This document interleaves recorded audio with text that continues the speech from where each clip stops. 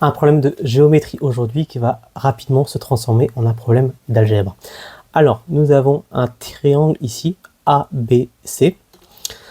Pour simplifier les notations, donc, nous avons noté petit a, la longueur BC, petit b, la longueur AC, et petit c, la longueur AB. Et ces trois longueurs, on va les supposer connues. Nous avons également trois cercles, donc CA, CB et CC, qui sont donc respectivement le cercle de centre A, le cercle de centre B et le cercle de centre C. Leurs rayons, nous pouvons les tracer également. Donc nous avons le rayon RA ici. Nous avons le rayon RB là, et nous avons le rayon RC qui se trouve ici. Ces trois rayons, nous ne les connaissons pas, on peut juste les tracer comme ça. Et il se trouve que les cercles sont tangents 2 à 2, ça veut dire qu'ils se touchent en un seul point, 2 à 2.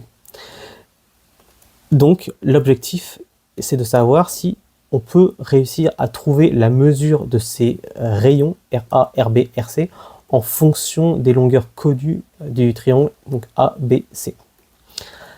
Donc ce qu'on peut faire, c'est déjà voir par exemple pour le côté A, on peut mettre ici le rayon RB là et le rayon RC ici.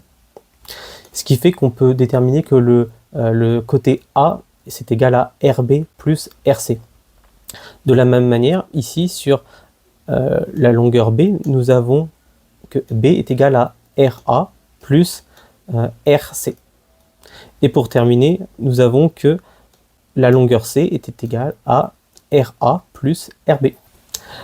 Nous avons donc A est égal à RB plus RC, B est égal à RA plus RC, et C est égal à RA plus RB. Donc ça, c'est un système d'équations, plus précisément un système de 3 équations et 3 inconnus. Et donc l'objectif, c'est que en fonction des valeurs connues ABC, eh bien, c'est de trouver les valeurs des inconnus qui sont RA, RB, RC. Ok, donc pour résoudre ce système d'équations, il y a plusieurs manières. Donc la première manière qu'on pourra utiliser, c'est la méthode de substitution. La méthode de substitution, c'est en fait, il va falloir utiliser l'une des inconnues et s'en servir un peu de pivot pour essayer de trouver la valeur des autres inconnues. Donc ici, on va utiliser la première équation. Dans cette première équation, on a du RC. Et ce qu'on va faire, c'est qu'on va utiliser le RC comme pivot. Et donc, on va dire que RC va être égal à A moins RB. Ici, RC est égal à A moins RB.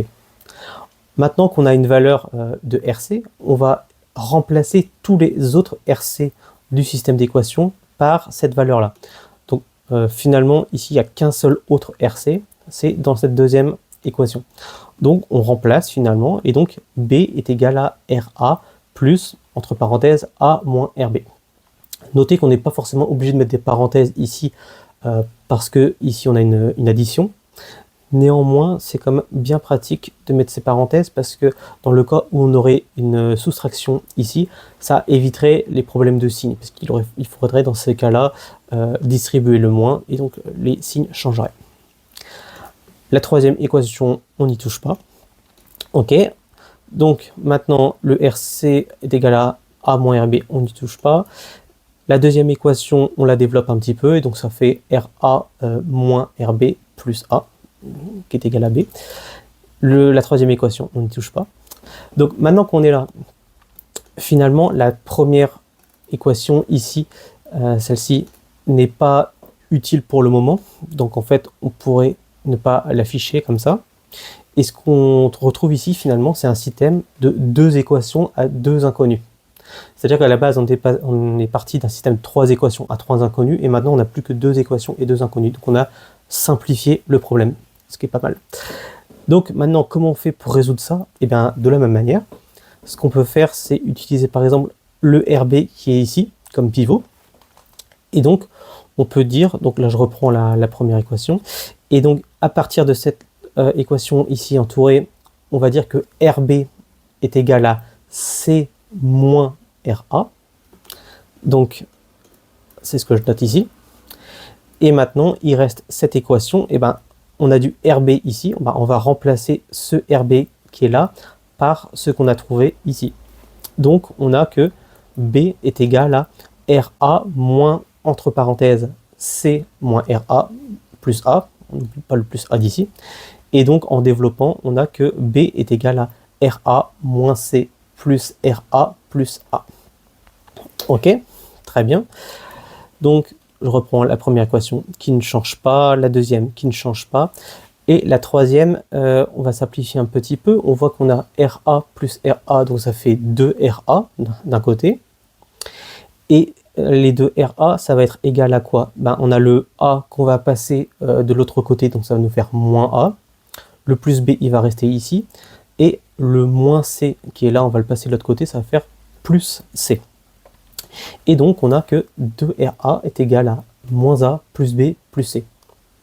Enfin, pour terminer, pour trouver la valeur de RA, il suffit simplement de diviser par 2 des deux côtés. Et donc, nous avons que RA est égal à moins A plus B plus C, le tout divisé par 2. Donc ça, c'est la première valeur de une des inconnues qu'il fallait trouver. Maintenant, on a RA. Comment on fait pour trouver les autres? Il suffit du coup de remplacer ce RA dans une des deux équations. Ici, il n'y a plus que cette équation où il y a du RA, donc on va remplacer ce RA là par la valeur qu'on vient de trouver. Donc la première équation ne change pas.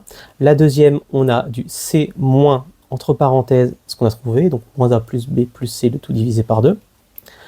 Pour simplifier ça, on va déjà mettre sur le même dénominateur. Donc le C, on va faire fois 2 et diviser par 2.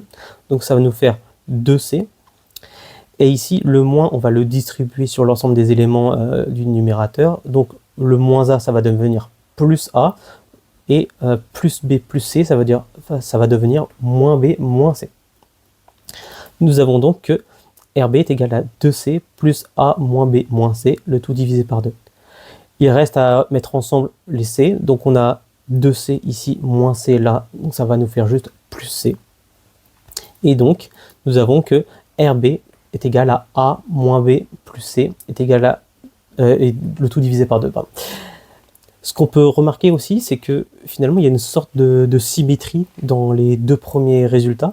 On remarque que RA, c'est moins A plus B plus C divisé par 2.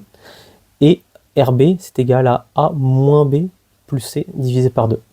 Donc en fait, on pourrait tout à fait supposer que RC, ça va être égal à A plus B moins C divisé par 2. Mais bon, on va quand même faire le calcul pour s'en assurer. Donc on a la valeur de RB là. Eh bien, on va la remplacer dans cette équation. Et donc, RC est égal à A moins, entre parenthèses, A moins B plus C divisé par 2. De la même manière, on remet sur le même dénominateur et on distribue le signe moins, ce qui fait qu'on a 2A moins A plus B moins C divisé par 2. Les deux A, on les met ensemble, ça fait juste A. Et donc, on a RC est égal à A plus B moins C, le tout divisé par 2. Donc ça, c'était la première méthode, la méthode par substitution. Maintenant, il y a une seconde méthode qui est très classique aussi dans la résolution des systèmes d'équations, c'est la méthode par combinaison. Ce qu'on va faire dans la méthode par combinaison, c'est qu'on va essayer de supprimer une première inconnue, puis après supprimer une deuxième, et ainsi de suite, pour essayer d'avoir une seule équation, une seule inconnue qu'on va pouvoir résoudre, et ainsi de suite. Donc, ici, nous avions par exemple RC. On va essayer de supprimer RC. Alors, on pourrait tout à fait décider de supprimer RB ou supprimer RA. Donc voilà, c'est vraiment un choix. Au final, ça reviendra au même. Mais bon, partons sur le fait de supprimer RC. Comment on fait pour supprimer RC? Eh bien, ce qu'on va faire, c'est qu'on va déjà reprendre la première équation, ça on ne la change pas. Et ici, dans la deuxième équation, c'est qu'on va tout multiplier par moins 1. Donc, le membre de gauche, on multiplie par moins 1, le membre de droite multiplié par moins 1, ce qui fait que ça ne change pas l'égalité, bien sûr. Et du coup, ça va nous faire moins B est égal à moins RA moins RC. La troisième équation ne change pas. Et ce qu'on remarque du coup, c'est qu'on a plus RC là et moins RC là. Et donc, comme ces deux quantités sont opposées, ce qu'on peut faire, c'est qu'on peut additionner ces deux équations. Et bien, c'est ce qu'on va faire. Quand on additionne ici les deux membres de gauche, ça fait A moins B. Ici, les RC, ben, ça annule, c'est ça qu'on voulait, donc tant mieux. Et il nous reste donc RB moins RA. Hop, on renote la troisième équation. Et là, ben là c'est pas mal parce que finalement, ce qu'on remarque, c'est qu'on a moins RA ici et plus RA là. Et du coup, ce qu'on peut faire, ben, c'est une nouvelle fois une addition de ces deux équations. Et donc, en faisant ça, il reste ici RB là plus RB là, ça fait 2RB. Et dans l'autre membre, on a A moins B plus C. Une fois qu'on est là, bah, il suffit de simplifier par 2, donc comme tout à l'heure. Et donc, on retrouve que RB est égal à A moins B plus C divisé par 2. Donc, maintenant qu'on a trouvé la première valeur, en fait, on peut faire exactement de la même manière pour trouver les deux autres. Donc, par exemple, on peut, à la place de faire moins 1 sur la deuxième équation, faire moins 1 sur la troisième équation. Quand on fait ça, ce qu'on remarque, c'est qu'on a du RB ici et du moins RB là. Donc, ce qu'on peut faire, c'est additionner les équations 1 et 3. Donc, en faisant ça, il nous reste donc A moins C dans le membre de gauche. Donc, les RB s'annulent, donc tant mieux, c'est ce qu'on voulait. Et il reste donc RC moins RA. On réindique la deuxième équation. Et de la même manière, ce qu'on remarque, c'est qu'ici, on a RA et moins RA qui vont s'annuler si on additionne. Ben, on va faire ça, on va additionner. Donc, les RA vont s'annuler et il restera RC plus RC, donc ça fait 2RC, qui sera égal à A plus B moins C. On divise par 2, et il nous reste que RC est égal à A plus B moins C divisé par 2. On peut faire la dernière fois, donc en multipliant par moins 1 la première équation, cette fois-ci. Et là, on peut additionner les deux premières équations. Et en faisant ça, on a du coup le RC qui s'annule, et donc il restera RA moins RB. On indique la troisième équation. Là, une nouvelle fois, on a moins RB plus RB qui vont pouvoir s'annuler si on additionne. Donc on le fait, et il reste donc 2RA est égal à moins A plus B plus C, qu'on divise par 2. Et il reste RA est égal à moins A plus B plus C divisé par 2. Donc ça, c'est la méthode par combinaison qui est aussi très utile.